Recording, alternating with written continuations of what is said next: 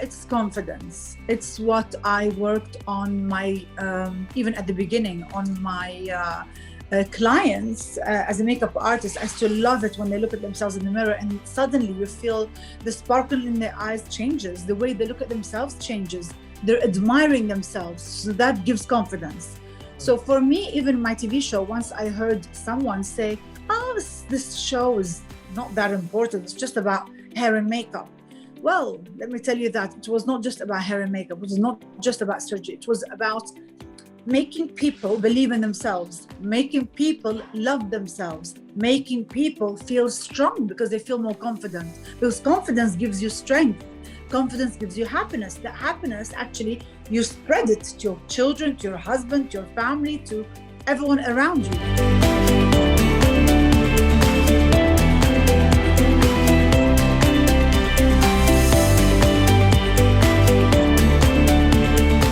Have to go in 100%. And this is what I said earlier. I wanted to say to you that some people criticize me, from the closest people to me, that, you know, you're doing too much, you're getting involved in the small details, but it's the small details that make that big difference.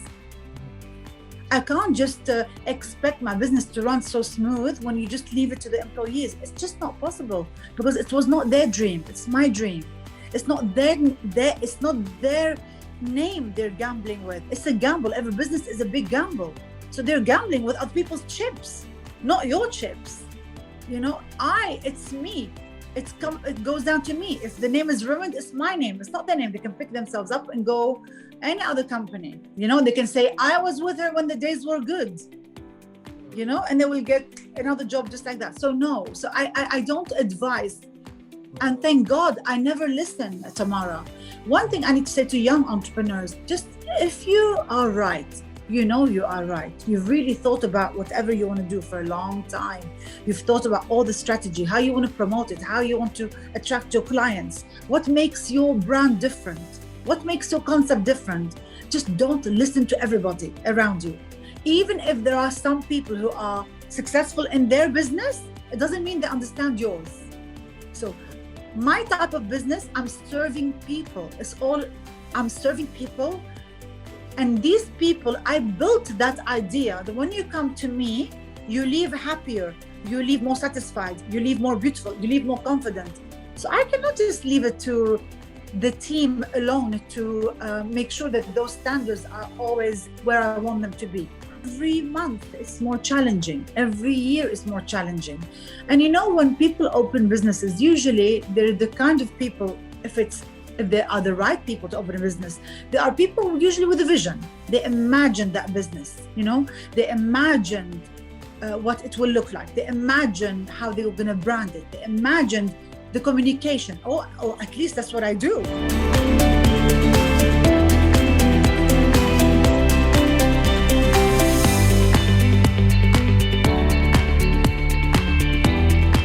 Much more scared to say yes than to say no. No is easy. No, you don't get yourself into a mess. No, you don't commit to something that ends up being a useless project. No is protecting your brand name. No is not being involved with the wrong people. So no is very easy. When I want to say yes, I have to study that, think about it, listen to my own intuition. Make sure that these people that I'm going to say yes to, whether it's a brand or whether it's people, you know, with the new ideas or collaboration, I need to just make sure that we're seeing eye to eye, that things are clear from day one, that the end vision is identical to mine. And that's when I can say yes. But it will take me a long time. I don't say yes quickly. And this is so important, because I always say to people, I like to take it slow. There's no point in rushing, because if you rush, there is so much to fix that you will never progress. You end up stuck in trying to get out of the mud because you went in mud. You didn't hit solid ground. But when you hit solid ground, you can automatically walk and then you can run. But if you jump in the mud in a situation that is actually not good for you, then you're struggling to get even yourself out. So I don't want to waste time saying yes too quickly to any opportunity and then spending all that time to try to get myself out. So thank God, I have to say, what I'm really proud of, that takes me to that I've never closed any of the brands that I opened. And that's a very big responsibility. And to sustain, is it okay? Anyone can open anything, but can you sustain 1 year, 2 years, 10, beyond? That's when it gets harder, not easier.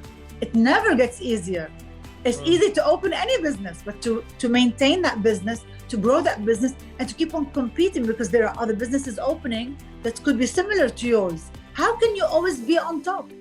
How can you always be convincing your clients, your clientele, that they should still stick with you and be loyal to you?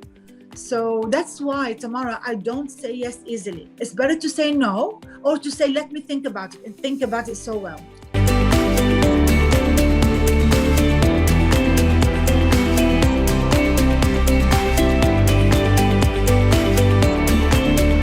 So what I want to say as a message is that take the strength that you're seeing in us to guide you, but don't think that we don't cry, we don't get scared, we're not exhausted, and that whatever we've accomplished has been easy. Because if you think that way, then you will not be able to succeed, because you will always say, but I'm scared, but I'm tired, but I'm sad. We go through all of that. It's a roller coaster. One day something happens, we have a lot of clients, we're happy. Another day we're petrified because, you know, there is no one, and how we're going to go through the summer and people are not coming. It's a roller coaster, you know? So yeah, it's only human to be so scared. But people don't talk about that tomorrow. You know, people don't talk about how sad they are. And in moments, they're showing others strength. But I want people to know that we are sad. We do get frustrated. We do get worried. And that's part of the process.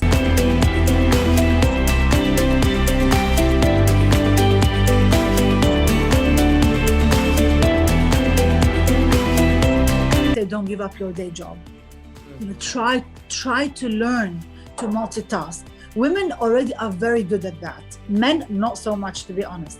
But we can already multitask. We can have our kids, we can have our careers, we can still be social, we can take care of our husbands and his needs, we can take care of the family, the extended family, our moms and the sisters. So we are good at multitasking. But all it is that what do we decide to prioritize?